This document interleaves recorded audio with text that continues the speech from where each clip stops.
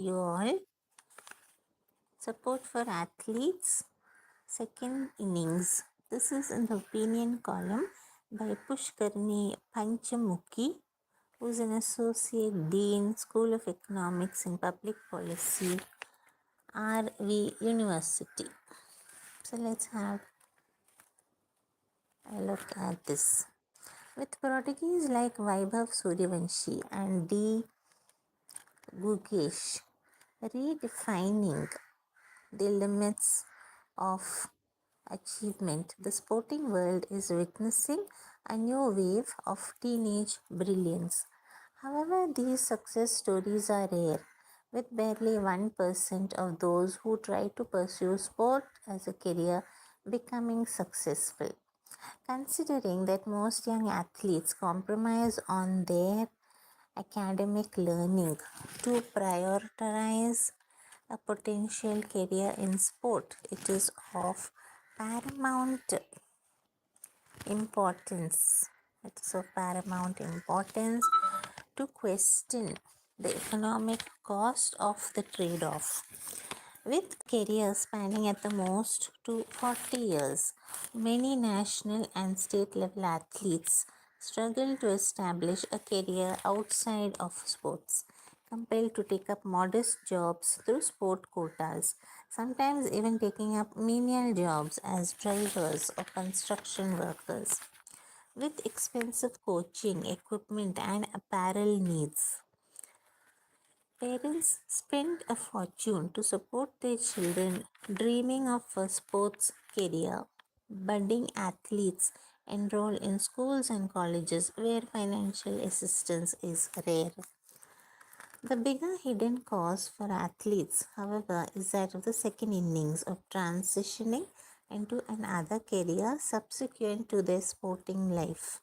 There is a stark absence of a supportive ecosystem for Indian athletes, unlike countries like Canada, which has a game plan program to support athletes in developing skills for other careers, or the UK's life after professional sports. So, India's sports ministry launched Reset, a retired sportsperson empowerment training program in 2024 with the goal of making former athletes more employable. A commendable initiative and an important first move. It aims to support retired athletes in the age category of 20 to 50 who have participated in or won medals at international, national, and state level events through a self paced learning portal along with on the ground training and internship. There is ample research demonstrating the positive impact of engaging in any type of physical sport. There is also evidence that enhanced participation in sports improves pro social behavior and reduces crime among young men. It also acts as a powerful catalyst for economic growth, contributing to a healthier society. As per the National Sports Development Code of India 2011, sports is a public good and sports development a public function at the national policy level is to be treated at par with public health and public education. However, unlike education or health, sport is popularly viewed as an entertainment, making it exclusive and a career in it accessible mostly to the rich, ignoring the potential spillover societal benefits. India spends a meager 0.06% of the total government expenditure on sports, much lower than many other far smaller countries. Beyond prestige, sports can act as a driver of economic growth when developed strategically and efficiently. Revenue during the construction of sports stadiums flows in many directions, Five stadiums owned by the Sports Authority of India generated revenues of 218 crore in 2024 to 2023 to 24, while its equipment support division procured goods and services worth 38.8 crore, crore rupees.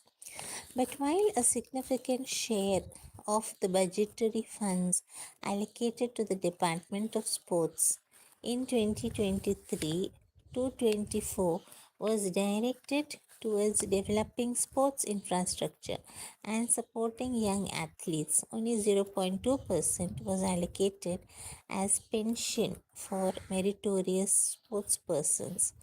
For athletes, a dual career is not just desirable but essential. Student athletes suffer academically owing to long absences away from the university and the lack of flexible course options. Universities support their high performing athletes by giving them attendance or being lenient in assessment. This is not at all sufficient in supporting athletes. If pursuing a sport is viewed as a plausible career option with a structured fallback plans and income security, more people are likely to invest their time and resources in training. This in turn has a potential to expand the talent pool, leading to greater success.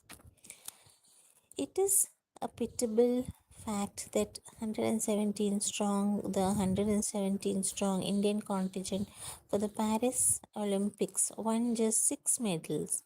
It is thus the need of the sporting hour to create mechanisms that encourage people to invest in sports, because a well supported sporting ecosystem is not just a community or a social obligation but also a strategic economic investment.